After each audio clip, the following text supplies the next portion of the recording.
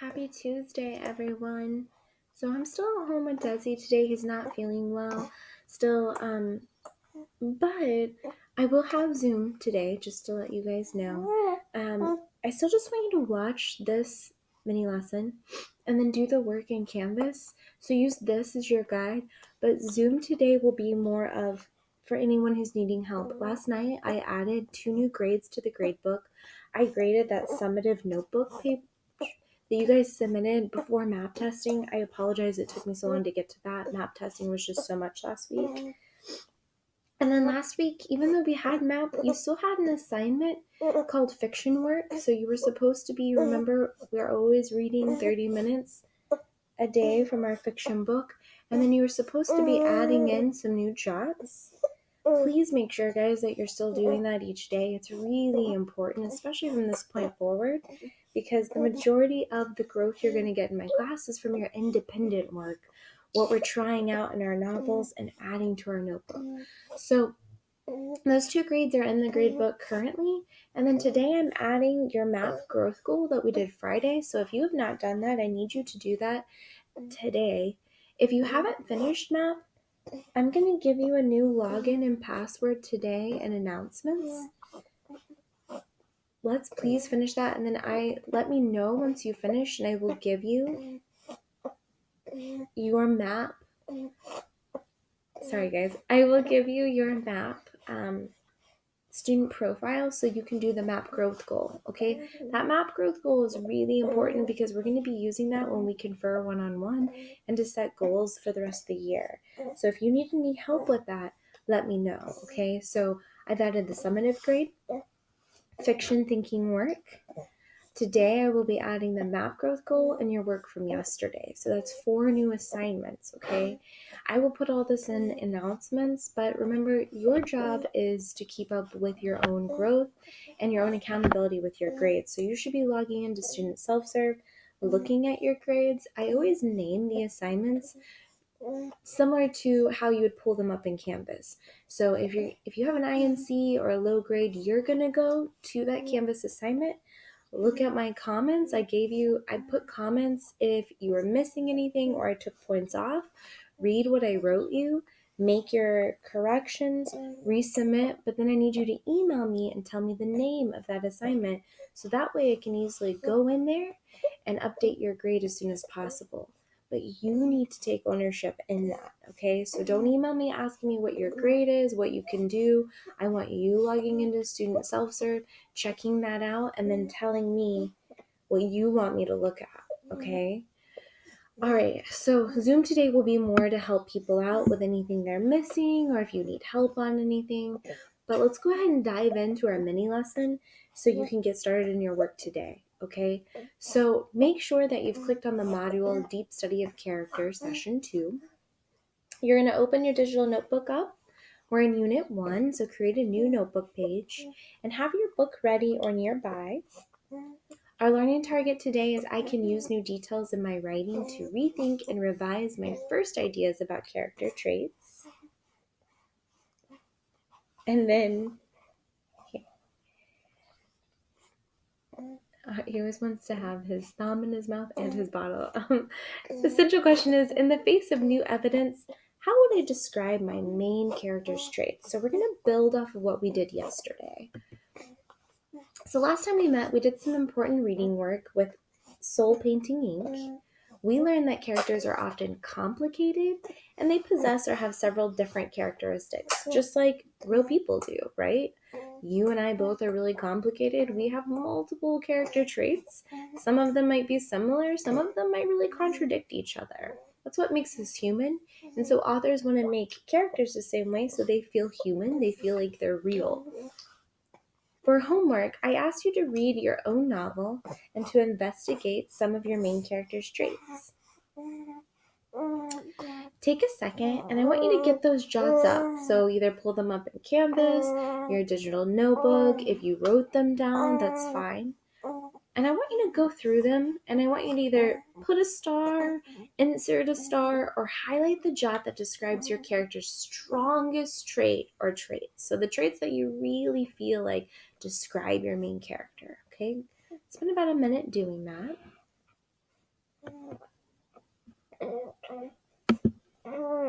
And then if you look in today's module and the session 2 discussion board in Canvas, I want you to share with us the name of the book you're reading, your main character's name,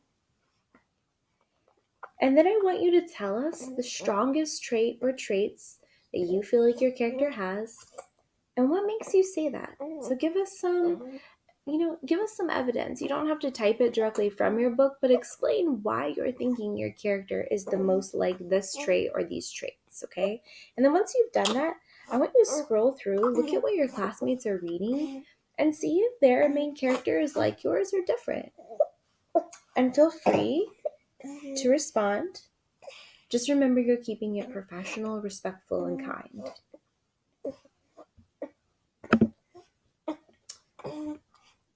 Once you've done that, let's come back together. You can always pause this video, guys, do the work you need, and then play it when you're ready to go forward, okay? That's the beauty of a recorded lesson. So some of you found that your main character is tough or stubborn, maybe artistic, honest, silly.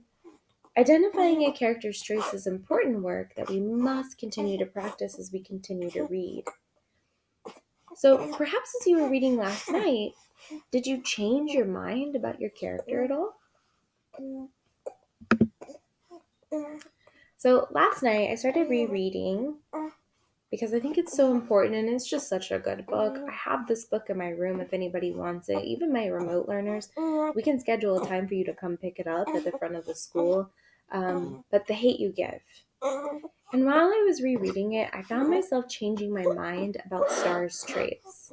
So at first I thought, man, she's cowardly. She won't share the truth about Khalil or what happened.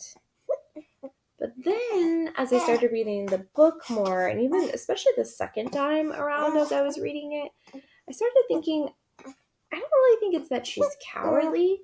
She's just really protective over his memory and where they come from.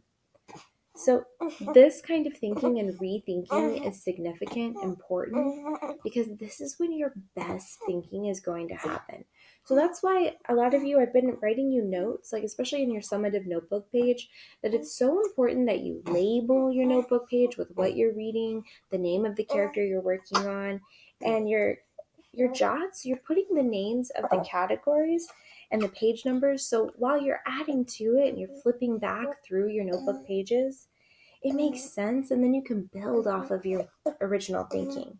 That's important because that's where you're going to grow with your character and you're going to get a deeper understanding of your story, okay? So today I want to teach you that in complicated stories, characters reveal themselves over time. So just like complicated people, sorry guys,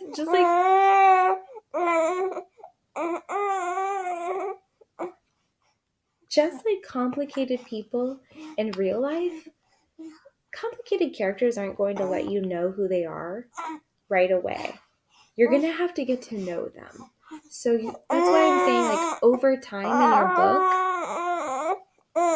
You think that's true, Desi? That's why over time in your book, as you're going back to your original thinking work, you're going to really get to know those characters more. So we want to start rethinking our original thinking work and adding to it. So experienced readers are alert to those new details, and they're ready to rethink and revise their first ideas in the face of new evidence. That's what I want you to start doing with your notebook and your character, okay? So we're going to try this work with Mercy's traits and Soul Painting Ink. So last time we met, we came up with some ideas about Mercy's character. Let's go back to one of those original ideas at the start of the story. Okay, so I remember that we said that Mercy seems, I originally thought, okay, I think she's either competitive or righteous, superstitious or weak, stubborn or proud. So I'm going to go back to especially stubborn or proud. Okay, I'm going to make a theory chart. So originally I was saying that I thought she was stubborn or proud because she won't admit she's afraid of ghosts, and she was pretending she was going to read to hide the fact that she hasn't read at all. However, if I go back to the story, there's a part that really stood out to me that kind of revealed more about Mercy. So it's where it said, Poppy and I have a long-term business plan. I'm going to take over his company one day and turn it into an empire. Home Depot will eat my dust. So as I'm rethinking my work from yesterday and I'm looking at a page that I jotted down the page number, and I was like, I gotta go back to this because this was big. I'm gonna rethink my original ideas of her being stubborn or proud. I don't even think those really fit her anymore.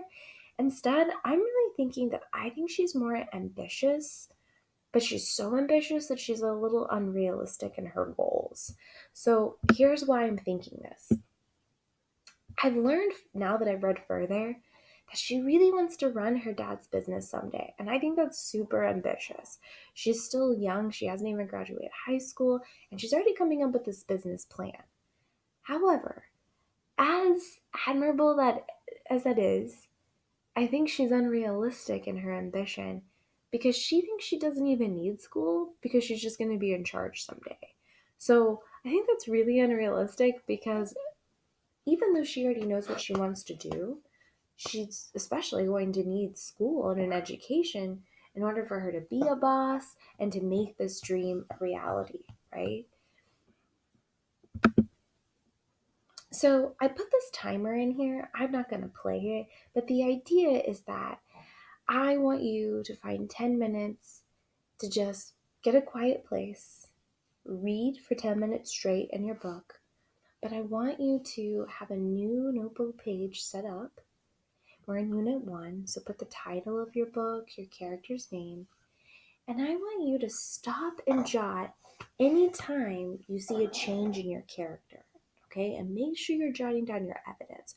So give me a little explanation of why you think the trait is changing or you're leaning more towards one of the original traits. Say the page number, that way we can keep building, okay? And then you're going to keep reading, looking for more. So do that for 10 minutes straight. So you'll just hit the play on here. And that just, I like the timers because it keeps me focused, right? Especially when I'm working so independently on my own. I'm 34 and I still need timers. I still need, I need something to help me stay focused whenever I could do anything. I'm at home today, and so I have to really keep myself on track too, because it's really easy, guys, to get off task, okay? So use this as your guide, okay? And then once you finish this, so go ahead and do that first. So you just pause this video, okay? And then play this after you've done that. Does that make sense? Okay. So if you remember yesterday, I told you that throughout this unit, we're going to add to this chart. And this chart is basically the things that I want you to try out in your own reading, in your own notebook, with your own book, your own fiction book, okay? So if you're ever like, man, what could I be doing in my notebook? This chart is your best friend because these are the things that you could be doing in your notebook. Okay, so yesterday we said to think deeply about characters. We were going to try out expecting our character to be complicated and to show more than one trait. So yesterday in our notebook, we were supposed to be jotting down those multiple traits as we were reading. Today, we're going to add something. So today, I want you to start revising your thinking that you started yesterday in the face of new evidence as you're reading. So yesterday, you have those original character traits that you jotted down. Today, you're going to start revising some of those as you're reading more and you're getting more evidence of who your character is, okay? So you can use the stems on this little graphic to help you. So you could say, I used to think that my character was stubborn or proud, and then I learned that she wants to start a business with her dad, but she doesn't think school's important. So now I believe she's ambitious and possibly unrealistic. So your independent work for today, as you continue reading, we still have the same reading goal of 30 minutes. Rethink your initial thoughts. So I want you to show your thinking in a theory chart in your notebook, and you're going to turn in that work. You're going to upload it to Canvas, okay? So I'm going to give you 2 ways to map out your theory chart, okay? And you can decide which one you want to do. So the first way that you could do it is option 1. You want to make sure you have the title of your book. So I put The Hunger Games, right?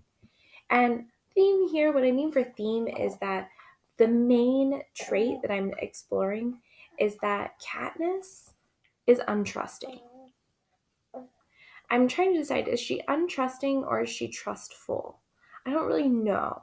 So how I decided to map out mine is I'm actually going to map out the different characters, how I think that they relate to either her being trusting or untrusting. Okay. So I actually did some jots. Like her mom, she's hoping to trust her while she's gone to take care of the family and not fall into depression. Caesar, the reporter, she trusted him to make him look better, ask comfortable questions, supported her answers. Peeta, constantly battling between trusting or not to trust Peeta, sorry. And then Baker, trusting he will take care of Prem. Okay? So I'm trying to map out here my theory chart. Do I think she's trusting or untrusting? I'm not quite sure. So that's option one. You could set it up like that. Or you could just do your jots and you could, so I put the giver, you could just put the page numbers. So this one I just did page 23, James seems to be questioning the system that is in place for social control. The system seems to be very powerful and relentless in its pursuit to have nothing hidden. Jonas is hiding things. So I'm making notes of character development, right? So page 26, Jonas, even though it could be normal youth angst and development of an identity, he seems different from the best. Page 65, this shift of reality or consciousness reminds me of when Anna Marie realized the seriousness of the occupation and war symbolic awakening. And then I'm just writing quotes down, okay? So you can decide how you're doing your theory chart. You just want to be building off the original character traits that you were wondering. So I was just giving you some ideas of how you could set that up, okay? But if you notice, I'm giving specific examples, characters from my book, right? So your jot should not just be one word, 2 words, okay? You should actually be including evidence from your book, okay? Page numbers are your best friend because they will help you be able to go back to your book when you want to add on, okay? So you're going to add to your thinking to a new page in your digital notebook for today's date, 9/22/2020. You can use option 1 and 2 from slides 17 and 18 as an inspiration for your own method. You can always set up your theory chart your own way. Just make sure that I can see the name of your book, the name of your character, what traits you're thinking of, and what's the evidence, okay? And then when you're done, you're going to take a screenshot of this notebook page to the assignment page titled Character and Theory Work in Canvas, okay? All right. So, and then guys, I want to show you, some of you are already getting really close to finishing a book, which is awesome. I want to show you, let me go in here. I added to your homepage. This is awesome, guys. So in our homepage, if you remember, I have ways that you can access digital books. Sorry, it doesn't matter if you're not in 7th period because I've done this for every single language arts class. So it will look the exact same. And my Chromebook is being really slow, so we're going to give it a minute to load. So I still have the original ways. You can read The Skin I'm In. Harry Potter's right there. You could hit slide 2 and you could click any of those. But this is what I added, and this is awesome. Sorry, guys. If you scroll through this Padlet right here, and it might take, mine is taking a minute to load, just give it a minute. But all of these, so it has graphic novels, action and adventure, sports, mystery, humor, life, spooky, fantasy, it's true, relationships. You're going to scroll through, guys, and any of these books that you see, you can actually click on it and you can read the entire book for free. So if you're ever like, man, I need a new book, this is your place to go. Okay, so you just open this up. It's in our homepage. Scroll down past the Bitmoji Classroom, and now there are all these great books online that you can just click and read, which is awesome. So there's no excuse not to have a book, okay? All right, guys. Thank you for hanging in there with me and Desi. If you need anything, be sure to email me. Don't forget to check self-serve for your grade. Work on missing assignments. Email me with the name of the assignment when you're done so I can go in and look at it, okay? If you have any questions, let me know. Otherwise, have a great day. See you guys soon.